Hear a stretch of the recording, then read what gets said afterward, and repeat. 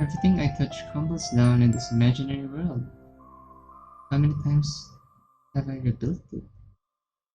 Hmm, Act 3, huh? Now, this is where the mod is about to go deeper into Yuri's problems, and I'm really excited on how not skin Sayori will turn out to be. As my eyes slowly flutter open, vast vestiges of sleep leave my body. I run my hands through my hair, thinking about how my life is in its current state. Compared to how last January started, it's definitely a lot different. For one, I actually have a girlfriend now. Guess, and given that we like each other, and it's a given that we like each other, so why do I still feel uneasy? Is it because I still find it hard to believe Yuri likes a guy like me? A clever, gorgeous, sophisticated girl like that? Self-doubt really has a way of eating you up from the inside. There's no point dwelling on it, Midas. She chose you for a reason, okay? Yeah, this year has got off to a good start, so let's keep it that way. A slow smile creeps onto my face as I get out of my bed and start my morning routine. It's going to be an interesting year. Well, one thing I could do without is the bitter cold. It's always freezing around this time of the year. At least I'll have Yuri to warm me up. Her love for snuggling up with the indoors with a book in hand might just come in very handy. And she's also so warm whenever we hug. Who's this? Really interesting patch of wall, huh? In attempt to hastily break out of my trance, I make a mental effort to bring myself to focus on the girl in front of me. Who's this? Oh, hello. What? Emmy giggles. Come on, this is the first time in a while that I've been so early, so I want to see the look on Sakurai's face. I grin. Lead the way. How was your Christmas break anyway? Really good, yeah. She must have picked up the happiness in my voice as she bounces on the spot excitedly. I can tell her what her next question is going to be. Oh? And why's that? Well, it's always nice spending Christmas with some friends, you know. There's a mischievous smile on her face that puts me slightly on edge. Especially when those friends are girls, huh? And of course the mischievous smile on her face is followed by a knowing smirk. What are you trying to say, Emmy? Yuri, Midas. Wait, that is her name, right? How did you know? The girl with the purple hair? Yeah, why? Oh, nothing. I saw you guys. Oh my goodness, okay. That's new. I saw you guys together New Year's Eve, that's all. Well, there goes my hopes of being subtle. So tell me everything. Thankfully, I'm spared from telling me everything as the classroom doors swing open and oh wait, I'm spared. Yeah, that's the right word. And Sakurai strolls in. After setting down his papers, he turns to address the class. What a save, sir. What a save. Morning, everyone. Hope you all had a good break. Midas certainly did. Yeah, shut up, Emmy. I nudge her in the ribs. Oh, and why is that? Come on, brain, think of something. If you could somehow convince a girl like you to like me, you must be capable. I just... oh god, how is that supposed to be convincing? I did a lot of reading on 20th century history, so in a great position. I hit the ground running this semester. Sakurai... yep. He isn't mine, yep. Sakurai doesn't look entirely convinced, but he nods. Well, I'm sure you'll be able to answer a lot of the questions that are coming up then. He chortles and turns to face the blackboard. I glare at Emmy, only to be met by a childlike grin. You son of a... The 1920s and the 1930s, guys. Believe me, these are some interesting years. Just like that, the lesson's begun. Sometime later, I find myself wandering down the club room. As I get closer to the door, I spot a familiar figure. A nervous smile walks its way onto my face. Good morning, Midas. Morning, Yuri. It's nice to see you again. She smiles shyly. There's no hiding the red blush that's crept onto her face. And you, Midas. There's an awkward silence for a moment. Of course, it's a given Yuri doesn't really know how to take a compliment, although that's part of what makes her so endearing. Shall we go inside then? Don't know about you, but I kinda. Wait, it's the morning and club usually starts at the afternoon, right? She looks relieved at the change of topic. Yes, I was just about to suggest that. It's rather convenient thing that we're both let out at the same time, don't you think? That, or both of our teachers happen to be hungry. You're the analytical one, so I'll leave that to you. With a small laugh, she opens the door and leads us through. To my surprise, we're the last ones in. Maya and Sayori look deep in conversation about something, while Natsuki has her face firmly hidden behind some manga. The girls look over. Well, Monica and Sayori do, and give us a brief smile before turning back to their conversation. Should we go over and talk to them? Yuri pauses for a moment as her eyes briefly go over the club members. She eventually shakes her head. I wouldn't. It seems like they're all engrossed in their own thing. Fair enough. Works for me. We both take a seat and pull out our food. Unsurprisingly, Yuri's meal looks a lot fancier than mine. I motion towards it. Oh, main, I'm guessing. Yes, you can never go wrong with a vegetable stir-fry paired with rice. The combination of flavors is always satisfying to the taste buds. Yeah, I remember you saying. I don't sound like a broken record, do I? No, not at all. I just remembered it because I thought it was really interesting how food meant so much to you. She doesn't look entirely convinced, but she starts eating nonetheless. A brief silence falls between us. Even though she's looking at her food, I get a shrewd suspicion that her focus is elsewhere. Say, Midas. Have you given much thought on what you want to do after school? Probably go home and watch anime. Why? You really make eye contact. Seeing Yuri narrow her eyes, trying to figure out if I was being sarcastic or serious, is strangely enjoyable in a silly sort of way.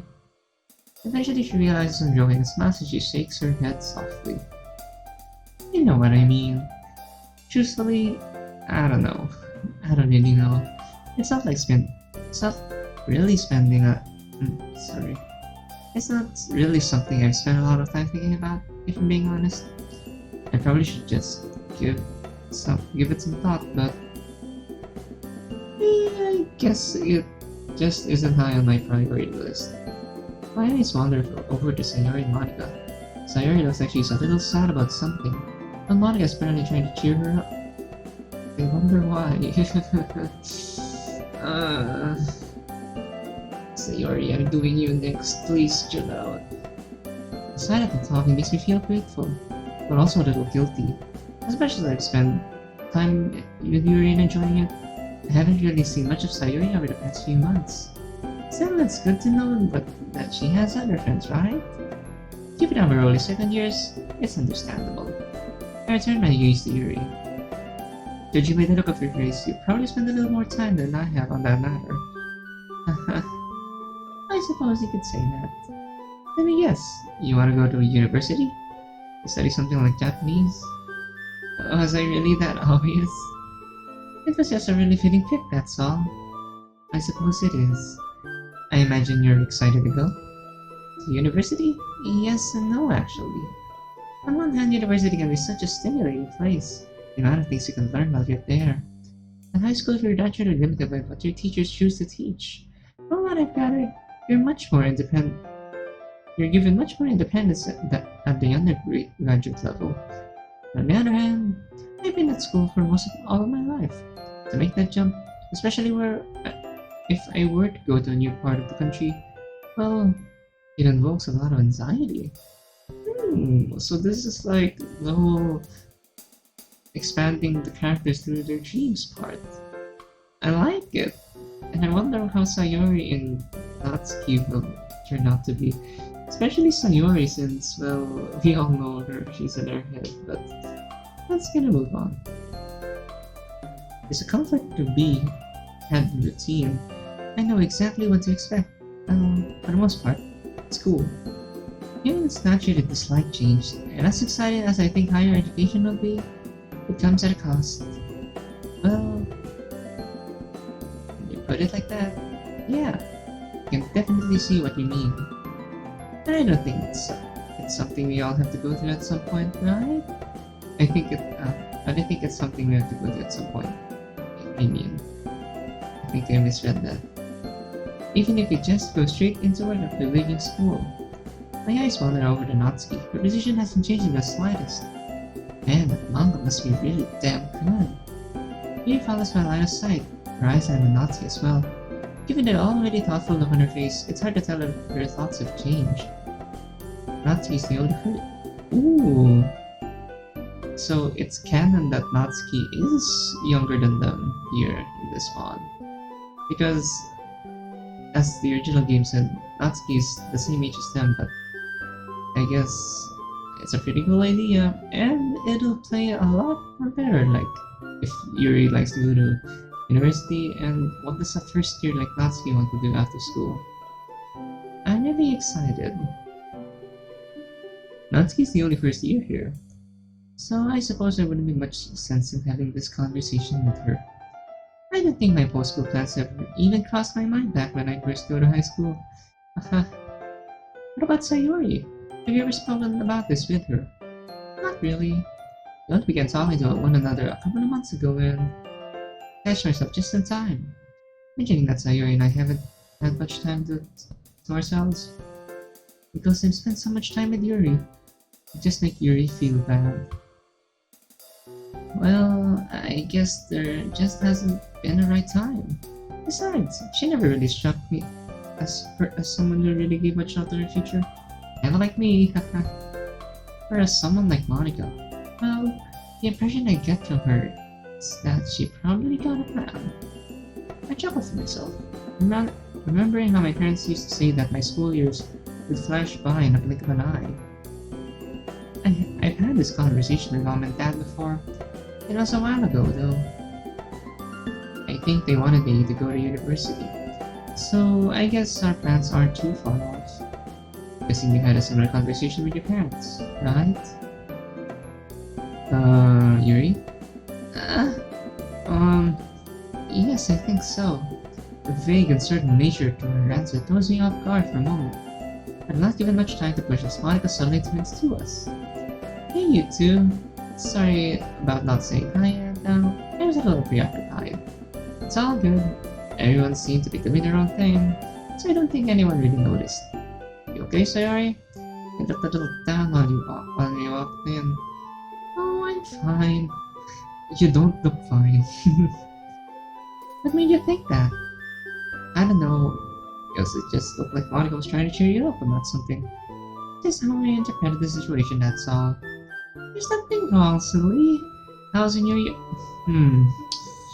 If Emmy saw it, I'm wondering if Sayori saw it too.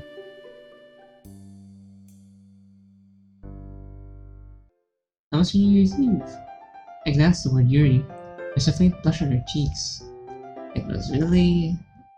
something. The look on Sayori's face goes from quizzical to understanding, as she puts two and two together. Oh, you two... You're together, aren't you? I reach out and gently weave Sayori's hand into mine. Yeah, we are. I knew there was something going on between you two. I'm so happy for you guys. Stop lying. Sayori's smile is so huge, it's almost bordering to it. See? Even Midas is not immune to this. It's almost bordering to insincere. Great. That's precisely what this club needs. Lovey-dovey mushy stuff. I'm surprised you'd even said mushy stuff with how absorbed your manga you seem to be. Doesn't that cut the sound of people kiss? We aren't going to kiss in front of you guys. Chill. Yeah, it sounds like it came from personal experience. She tips her manga down to glare at me. I grin and raise my free hand in a comedic display of self-defense. To be fair, she has a point. EDAs are a major no-no for me. Don't don't you worry, we'll save all the physical stuff for when you guys are mm-hmm. That's something that gave me thoughts. Even they're surprised. Eh? What? Why are you all looking at me like that? You just said something disturbing. You never really think before you open your mouth, do you? What do you mean? The sound of the bell ringing cuts my question short, and soon after, the sound of scraping chairs fills the air as everyone starts packing up. It's only as we were all heading towards the door that I realized what I just said and why it caused so much awkwardness. Oh, no, I didn't mean it like that, guys! But Monica, Natsuki, and Sayori are already gone. Desperately, I turned to Yuri. You know what I really meant, right? I awkwardly rubbed the back of my head. Yuri? You know, you're quite endearing when you're flustered. He smiles and heads off. Oh, this game is on!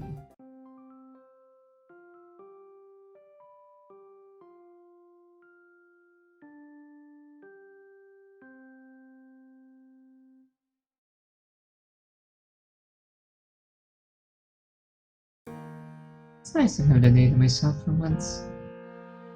Seems like it's been a while since I haven't made plans for the weekend. One thing that joining a single club can do to your social life. That's probably an exaggeration on my part, though. I'm so used to just staying in on weekends that whenever I do go out, it's a huge deal on my... Wait, we're going out with the Dokis? Let's see, what should I do? I'm suddenly overwhelmed by the possibilities.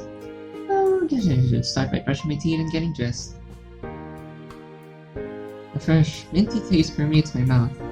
Fortunately, orange juice is out of the question for now. Might as well make another foray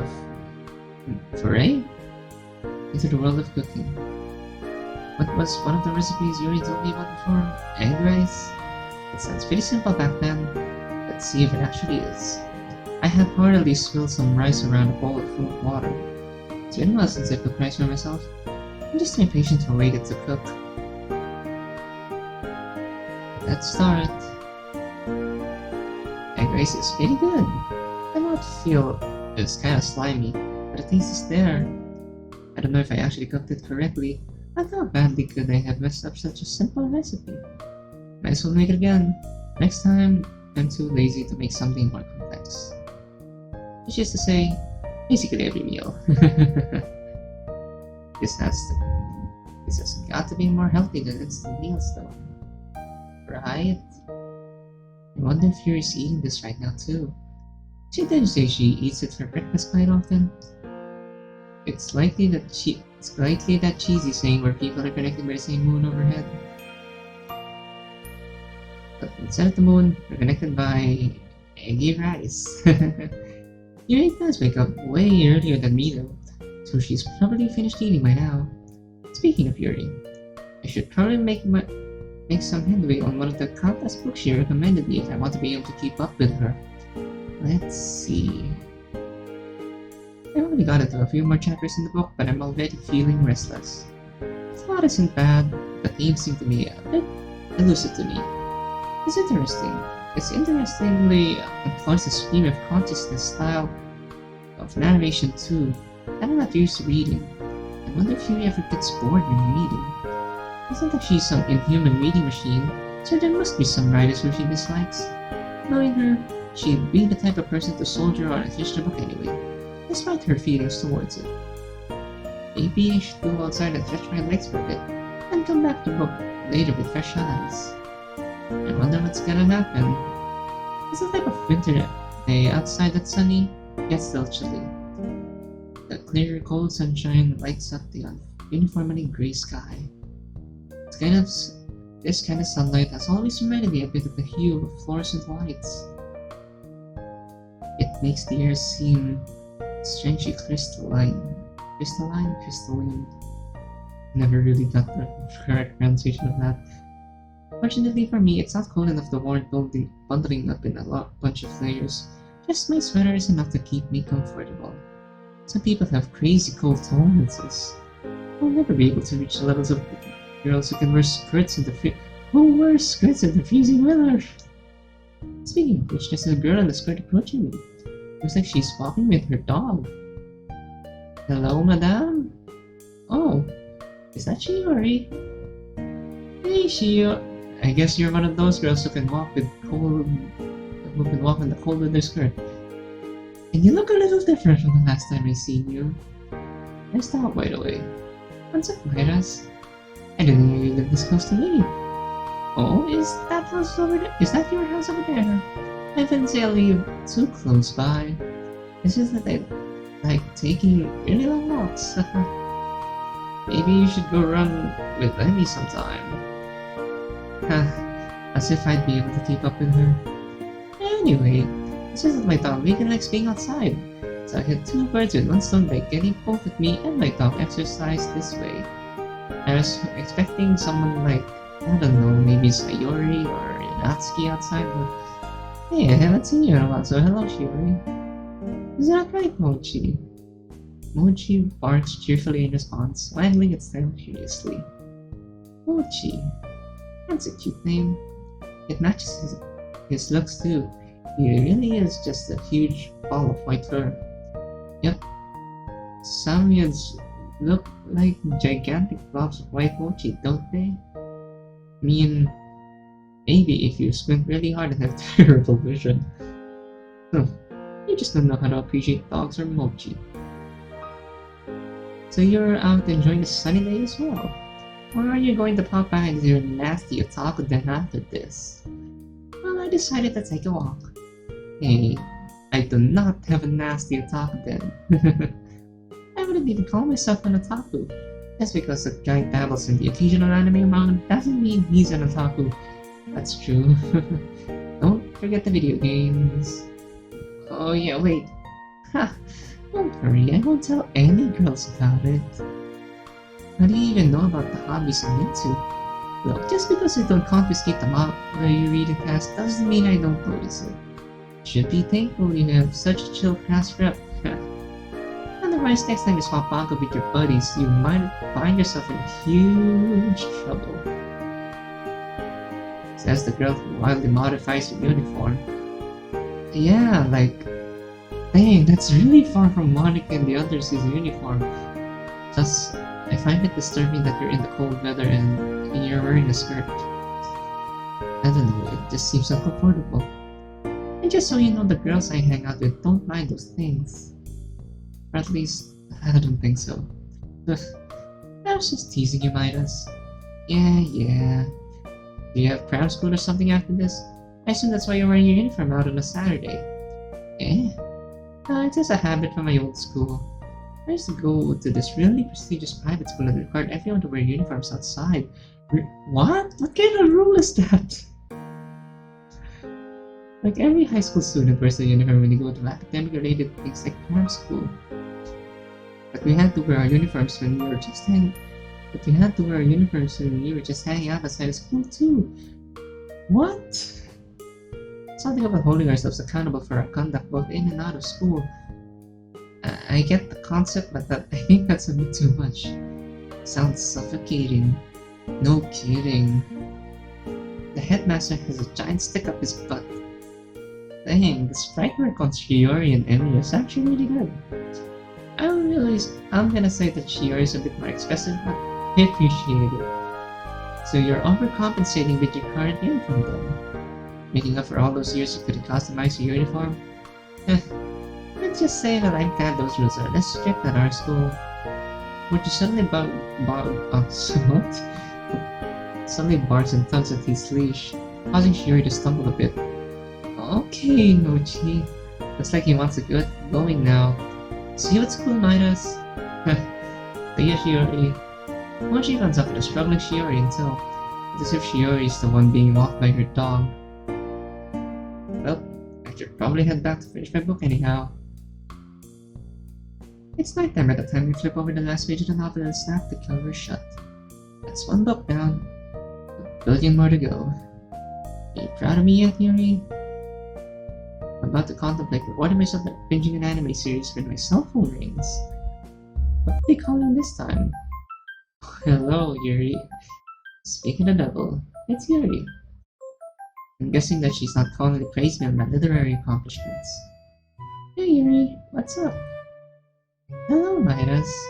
Just calling to say hi. Yes, I suppose so. Am I interrupting something? No, I hope I'm not bothering you. No, don't worry, you're all good. I just finished one of the books you recommended me. Oh, which one?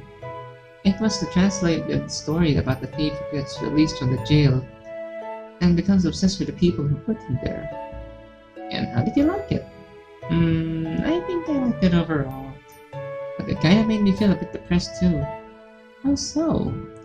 Well, the protagonist definitely isn't totally moral himself. I mean, he's a thief and ends up killing people by the end. I couldn't help but sympathize with him. He lost everything while in jail, even his family, and just couldn't find his way back into society. Is it true that he absolutely couldn't help but slip back into his old ways though? I guess not. He did have a mentor who gave him shelter and advice. Still, I found myself agreeing with him when he started to become a sort of anarchist revolutionary. I suppose he commiserated with the lack of justice from the protagonist's point of view. Yeah, I did like how ironic the ending was. The main character spends the whole book calling his enemies traitors and dogs, and in the end gets killed by police dogs.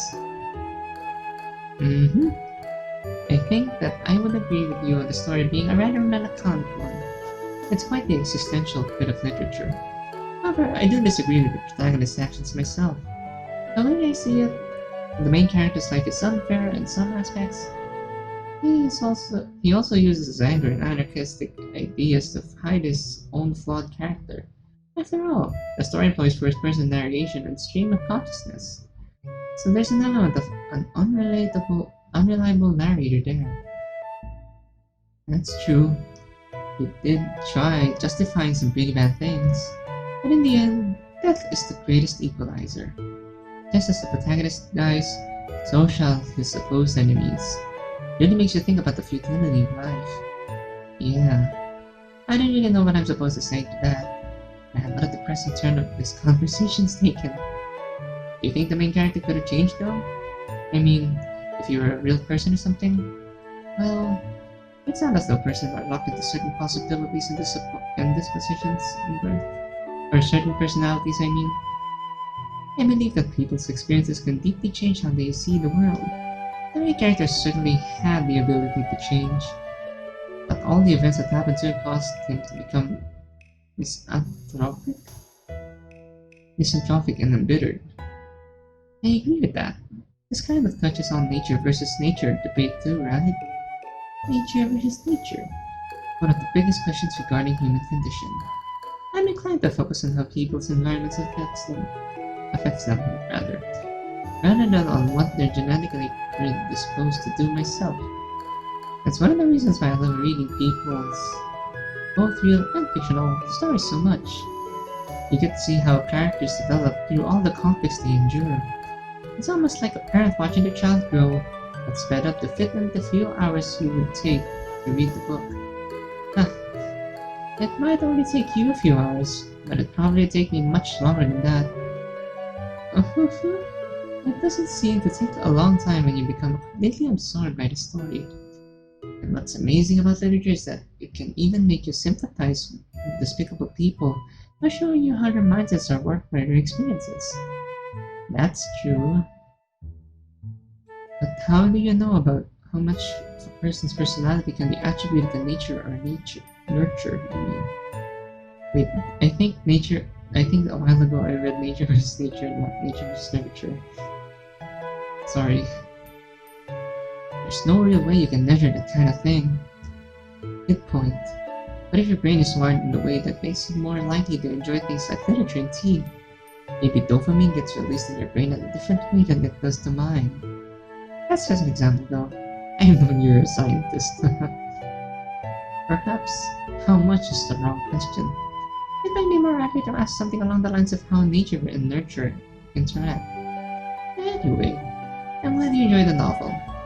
I may be sending more recommendations your way soon. Oh, hold on. I still have a long list of books to go. Thanks for giving me all these recommendations, though. It's really helped me ease me back into the literary world. Well, if you count children's book I read as part of I read as a kid as part of the literature world rather. Of course, Midas. I'm always happy to share my love for literature with others. I can practically hear the smile in their voice. Aww. You know, this is actually the first time today I picked my phone to use. Do you call people often? Nah. I mean, I mostly use it to play games and read random posts online. Today's been really quiet for me though, in a good way. All I did was cook, read, and go for a walk. And talk to you. That sounds like a lovely day, Midas. Quite similar to mine, actually. Seems like you're really rubbing off on me. We'll laugh together in a bit. These gentle memories with Yuri. I wish they could last forever. I hope that's a good thing. Are you kidding me? Of course it is. My mom would kill me for a daughter like you. I realized too late what I just implied. Good one, Midas. Yuri's probably gonna hang up from the embarrassment now. Look how shy she is. I mean, you definitely have better grades than me and stuff. I'm sure you're simply doubting yourself. Anyway, it's getting a bit late now, so I'll talk to you later. See you in school, Midas. See ya. Smooth, Midas. Smooth.